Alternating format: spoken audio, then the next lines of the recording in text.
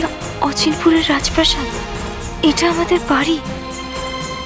এই বাড়ির মেয়ে আমি। এই প্রাসাদে আমার মা একদিন নতুন বউ হয়ে পা রেখেছিলেন। এই বারান্দা দিয়ে আমার বাবা রাজসভায় যেতেন।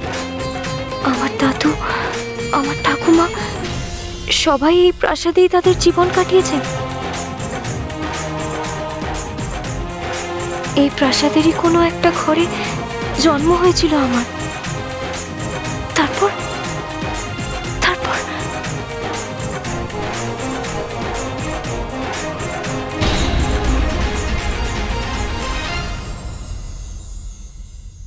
থাম!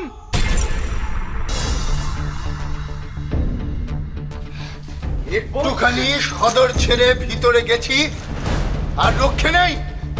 সব অপদার্থগুলো বেনো জলের মতো ঢুকে পড়েছে। বলি তোরা কে?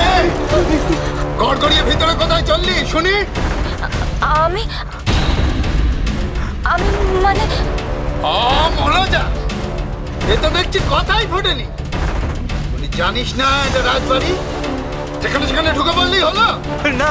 আমরা শুনেছিলাম এখানে উৎসব হবে, মহারানীকে খুশি করতে হবে। তাই তাই তাই মানে? তাই আমরা গান শোনাবো, নাচ দেখাবো আর নানা রকম খেলাও দেখাবো। হ্যাঁ, আমরা তো মাদারি, নাচ করি, নানা রকম খেলা দেখাই, দেশে দেশে ঘুরে বেড়াই।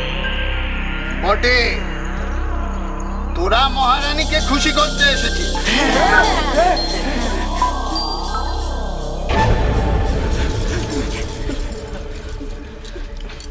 কিন্তু তুই কে শুনি?